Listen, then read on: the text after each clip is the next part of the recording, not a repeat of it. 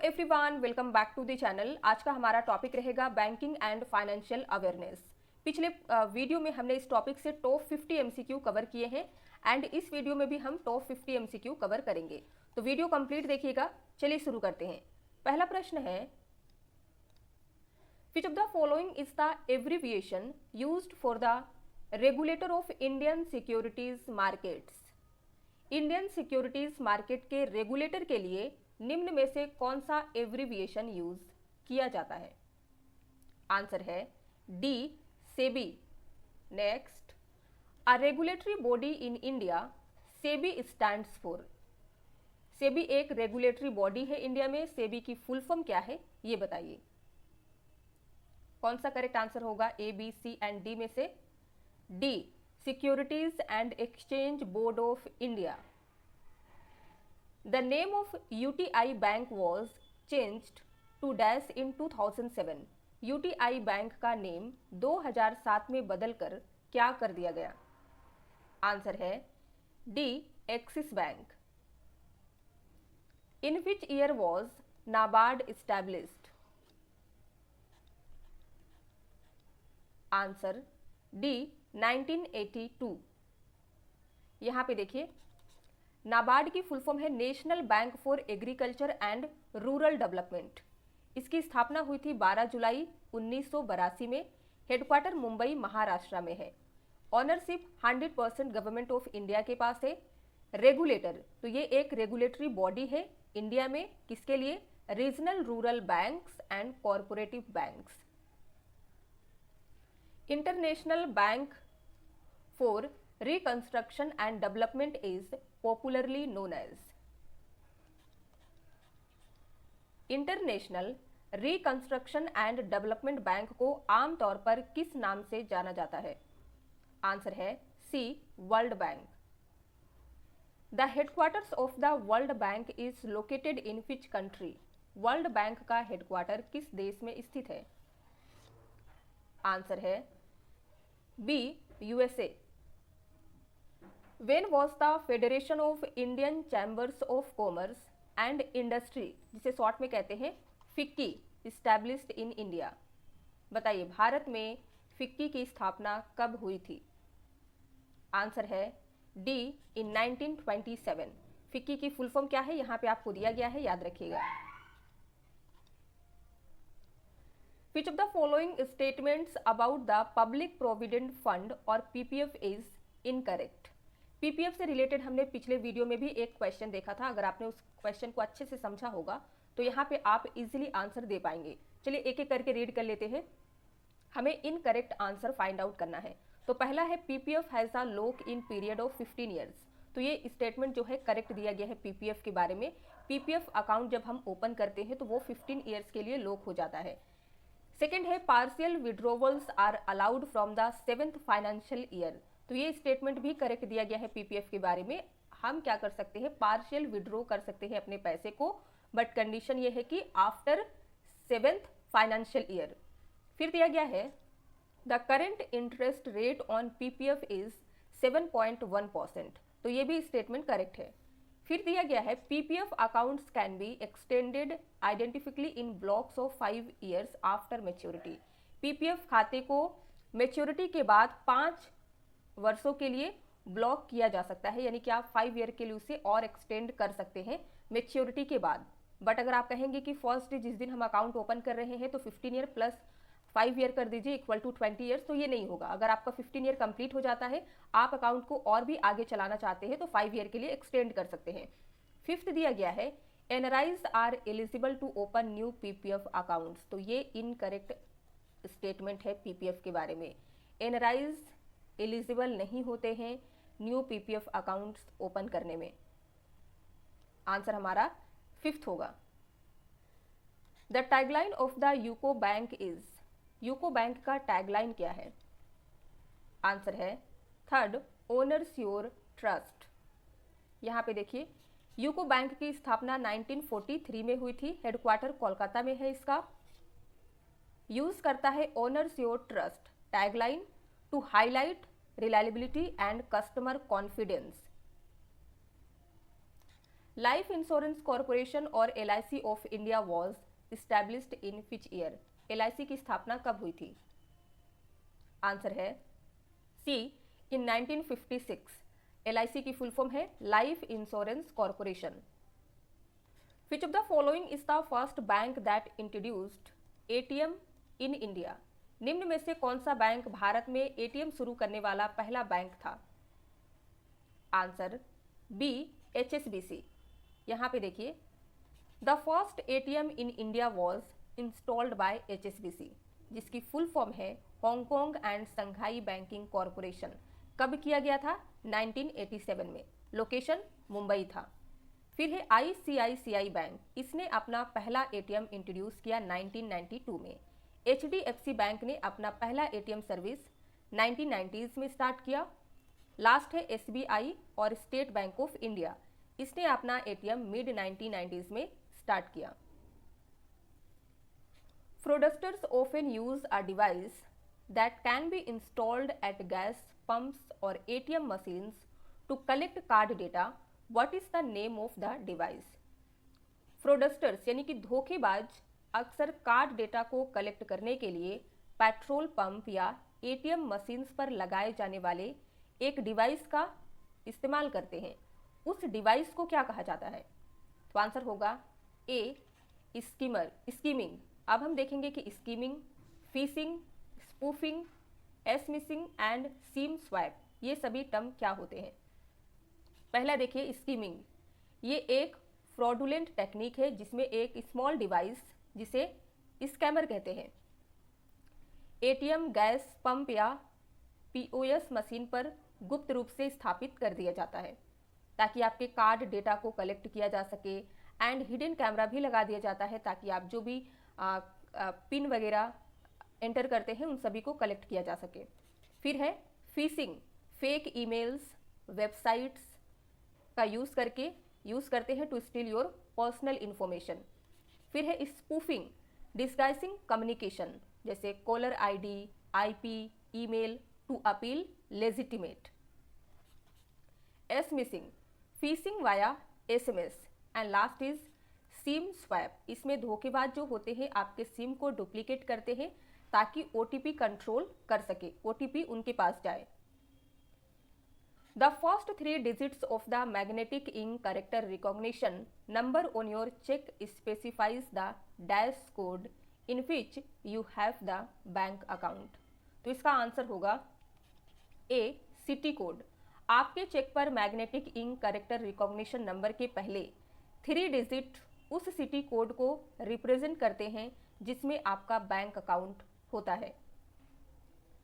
The upper और maximum ceiling of RTGS transaction in India is? Bharat में RTGS transaction की maximum limit क्या है? पिछले वीडियो में हमने मिनिमम लिमिट देखा था, तो मिनिमम 2 लाख होता है। मैक्सिमम कितना किया जा सकता है? आंसर है D, it has no upper limit, यानी कि कोई भी लिमिट नहीं है। The account maintained by a businessman with his bankers is known as? एक बिजनेसमैन द्वारा अपने बैंकर्स के पास रखे गए अकाउंट को क्या कहा जाता है? आंसर होगा A, current account. A dash is a paper instructing the bank to pay a specific amount from the person's account to the person in whose name the paper has been issued. तो answer क्या होगा? ए, check. Check एक ऐसा document है जो bank को व्यक्ति के खाते से उस व्यक्ति को निश्चित राशि भुगतान करने का निर्देश देता है जिसके नाम पर यह डॉक्यूमेंट जारी किया गया है। सपोज आपका नेम है राम, आपने एक चेक इशू किया है श्याम के नाम से, जिसमें आपने कहा है कि 50 के उस यानी कि श्याम को दे दिया जाए। तो यही चीज यहाँ पे आपसे क्वेश्चन में पूछा था। A cheque in circulation for more than 6 months is called? 6 महीने से अधिक समय तक सर्कुलेशन में रहने वाले चेक को क्या कहा जाता है? आंसर है A, stale cheque. Bank reconciliation statement is prepared by? Bank reconciliation statement, जिसे हम हिंदी में कह सकते हैं बैंक समाधान विवरण, ये किसके द्वारा तैयार किया जाता है? तो आंसर होगा सी, कस्टमर ऑफ अ बैंक, यानी कि बैंक के जो कस्टमर्स होते हैं वो इस स्टेटमेंट को तैयार करते हैं through feedback. What is the animal on the insignia of the RBI? RBI के प्रतीक चिन्ह पर कौन सा जानवर अंकित है? तो आंसर हो जाएगा बी, टाइगर। आरबीआई बैंक का जो लोगो होता है उसमें आपको टाइगर एनिमल देखने को मिलता है। The name you can bank upon is the slogan of which of the following banks? जिसे कहते हैं वह नाम जिस पर आप भरोसा कर सकते हैं, निम्न में से किस बैंक का स्लोगन है? Answer A, Punjab National Bank, और we can say PNB। MCLR is the minimum lending rate below which a bank is not permitted to lend. What does M stand for? आपको बताना है कि MCLR में M की full form क्या है। Answer है बी, मार्जिनल। यहाँ पे देखिए MCLR की full form marginal cost of fund based lending rate. Which of the following functions of Reserve Bank of India are incorrect? Reserve bank of India के बारे में यहाँ पे दो स्टेटमेंट दिए गए हैं, बताना है कि इनमें से कौन सा करेक्ट है और हमें आंसर फाइंड आउट करना है ए, बी, सी एंड डी में से। पहला है बैंकर टू बैंक्स। आरबीआई क्या है? बैंकों का बैंकर है या बैंकों का बैंक है कह सकते हैं। बी दिया गया है करेंसी इशूअर, यानी कि करेंसी जारी करता है। तो आंसर यहाँ पे हमारा क्या होगा? सी, बोथ 1 एंड 2 दोनों स्टेटमेंट जो है करेक्ट दिया गया है। यहाँ पे करेक्ट स्टेटमेंट पूछा था। Repo rate is the rate at which? Repo rate वह रेट है जिस पर RBI lends money to the commercial banks, यानी कि आरबीआई कॉमर्शियल बैंक्स को लोन देता है, उस रेट को रेपो रेट कहते हैं। जब आरबीआई कॉमर्शियल बैंक से पैसे उधार लेता है तो उसे कहते हैं RBI borrows money from the commercial banks and it is known as reverse repo rate. Which of the following is a monetary policy tool used by RBI to control inflation? Inflation को control करने के लिए RBI द्वारा use किया जाने वाला monetary policy tool निम्न में से कौन सा है? Answer A, repo rate. Which of the following notes of India is printed by the government of India? निम्न में से कौन सा नोट भारत सरकार द्वारा प्रिंट किया जाता है? आंसर है D, ₹1। Who was the first president of new development bank, जिसे शॉर्ट में कहते हैं NDB? तो पहले प्रेसिडेंट कौन थे NDB बैंक के? Answer D, KV Kamat. When was the Foreign Exchange Management Act came into force? Answer B, June 2000। यहाँ पे देखिए the foreign exchange management act, जिसे शॉर्ट में कहते हैं फेमा, ये 1 जून 2000 को लागू हुआ। इसने earlier foreign exchange regulation act, जिसे फेरा कहते हैं, 1973 इसे रिप्लेस किया था। अब इसी से रिलेटेड एग्जाम में किस तरीके से क्वेश्चन पूछा जाता है ये देखिए। The foreign exchange regulation act was replaced by the dash in India. Bharat में फॉरेन एक्सचेंज रेगुलेशन एक्ट, जिसे कहते हैं फेरा, किसके द्वारा रिप्लेस किया गया? आंसर है D, foreign exchange management act. Micro units development and refinance agency limited, जिसे शॉर्ट में मुद्रा कहा जाता है, is a wholly owned subsidiary of which bank? तो इसे पूरी तरह से कंट्रोल किया जाता है सिडबी बैंक द्वारा। What is the full form of SIDBI? SIDBI। बताइए आंसर क्या होगा? A, small industries development bank of India. ATM setup owned and operated by non banks are called. Non banks द्वारा set own and operated ATM को क्या कहा जाता है? तो ऐसे एटीएम को कहते हैं white label ATMs. Which is India's first white label ATM? इनमें से कौन सा इंडिया का पहला व्हाइट लेबल एटीएम है? Answer B, Indicash. यहाँ पे देखिए, इंडिया का पहला व्हाइट लेबल एटीएम जो लॉन्च किया गया था Tata communication payment solution limited और TCPSL under the brand name Indicash. The inaugural ATM was setup in Chandrapara में सेटअप किया गया था, जो एक गांव था थाने डिस्ट्रिक्ट ऑफ महाराष्ट्र। कब किया गया था? जून 27, 2013 में। With which of the following functions of a bank would you associate the term collateral? Bank के निम्न में से किस फंक्शन से आप कोलैटरल शब्द को एसोसिएट कर सकते हैं? आंसर होगा सी, ग्रांटिंग लोन्स एंड एडवांसेस। इसी से रिलेटेड एग्जाम में और किस तरीके से क्वेश्चन पूछा गया ये देखिए। Dash is an asset that the borrower owns and uses as a guarantee to a lender until the loan is repaid। तो आंसर क्या बनेगा? D, collateral. कोलैटरल एक ऐसी एसेट है, ऐसी संपत्ति है जिसका स्वामित्व लेंडर के पास होता है, यानी कि उधारकर्ता के पास होता है, और वो ऋणदाता को गारंटी के रूप में तब तक यूज करता है जब तक कि लोन चुकाया नहीं जाता। विच ऑफ द फॉलोइंग इज और आर मनी मार्केट इंस्ट्रूमेंट्स? इनमें से कौन सा मनी मार्केट इंस्ट्रूमेंट्स है? तो आंसर देख लीजिए, डी होगा more than one of the above, यानी कि treasury bills, commercial papers and certificate of deposits, all these are money market instruments. अब ये मनी मार्केट इंस्ट्रूमेंट्स क्या होता है तो ये समझिए। शॉर्ट टर्म डेट इंस्ट्रूमेंट्स होते हैं with high liquidity and maturity of less than 1 year। If anyone fraudulently or dishonestly makes use of the electronic signature, password or any other unique identification feature of any other person, then under which section of IT Act 2000 punishment shall be given?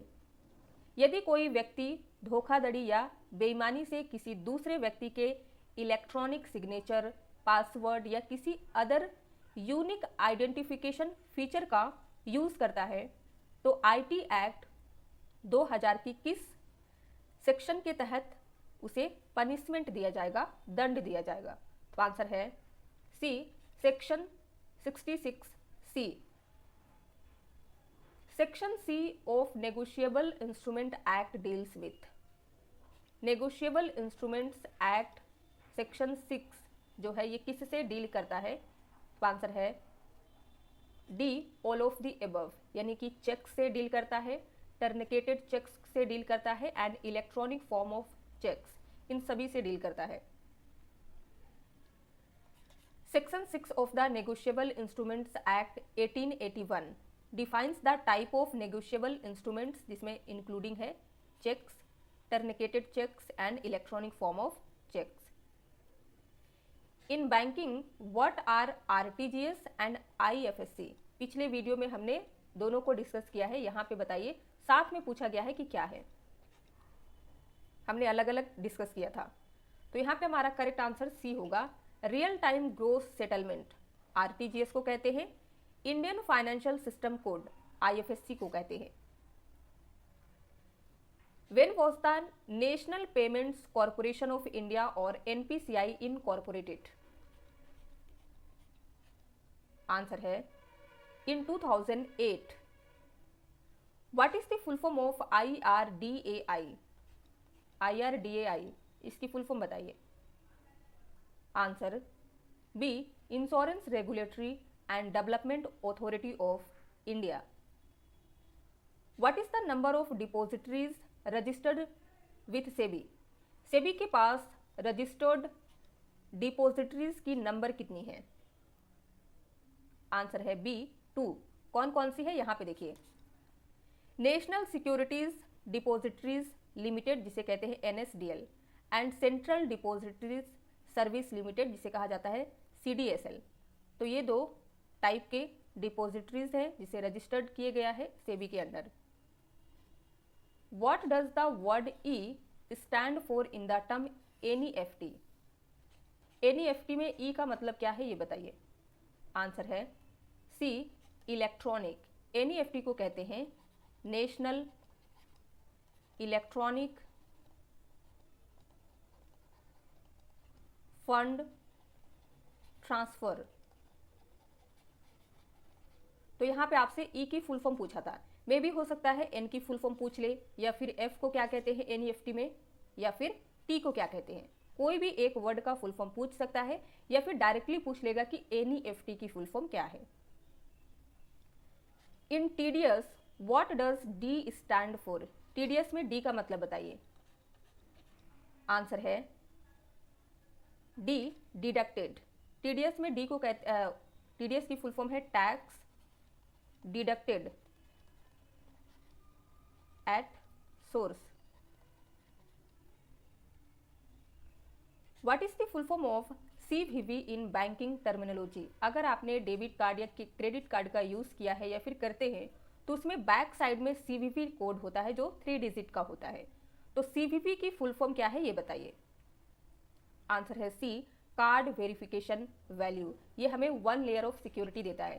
Suppose आपका card number किसी के पास है और वो payment करना चाहता है, अगर वो कुछ शॉपिंग कर रहा है ऑनलाइन तो वो नहीं कर सकता है क्योंकि उसके पास सीवीवी नहीं है। अंडर नेशनल पेंशन सिस्टम और NPS a unique number prawn is generated. What does P stand for in prawn? National pension system के अंतर्गत एक यूनिक नंबर जिसे प्रन कहते हैं जनरेट की जाती है। प्रन में पी का मतलब क्या है? Answer C, permanent. यहाँ पे देखिए, how many digits are there in a permanent retirement account number और प्रन? कितने डिजिट होते हैं प्रन में? आंसर हो जाएगा ए, 12। यहाँ पे देखिए, प्रन और permanent retirement account number issue किया जाता है पीएफआरडीए के द्वारा, जिसे कहते हैं pension fund regulatory and development authority, under the national pension system और एनपीएस। ये एक यूनिक 12 डिजिट नंबर होता है जो असाइन किया जाता है सभी सब्सक्राइबर को to track their NPS account. Regional rural banks under the sponsorship of nationalised banks were established in which year? Regional rural bank जिसे कहते हैं आरआरबी, इसकी स्थापना कब हुई थी ये बताइए। Answer D, in 1975। Which of the following banks is not a public sector bank? निम्न में से कौन सा पब्लिक सेक्टर बैंक नहीं है? आंसर होगा डी, इंडसइंड बैंक। ये एक प्राइवेट बैंक है, ना कि public sector bank. Public sector bank में आएगा एसबीआई यानी कि state bank of India, Canara bank, and last is Jammu and Kashmir bank limited. Although ये प्राइवेट बैंक है बट ये फिर भी स्टेट गवर्नमेंट के द्वारा 100% रेगुलेट किया जाता है, तो इसे हम पब्लिक सेक्टर बैंक में कंसीडर करेंगे। Reserve bank staff college is situated at? Answer है सी, चेन्नई। एंड लास्ट क्वेश्चन है, when was reserve bank of India established? भारतीय रिजर्व बैंक की स्थापना कब हुई थी? आंसर होगा बी, अप्रैल 1935 में। एक क्वेश्चन जिसका आंसर आपको कमेंट में लिख के बताना है। Which agency acts as a regulator for mutual funds? इनमें से कौन सी एजेंसी है जो म्यूचुअल फंड के लिए रेगुलेटर की तरह काम करती है? वीडियो पसंद आया हो तो लाइक कर दीजिए, शेयर कर दीजिए। चैनल पे नए हैं तो सब्सक्राइब कर लीजिए ताकि आने वाली वीडियोस की नोटिफिकेशन आपको मिलती रहे। Thank you for watching.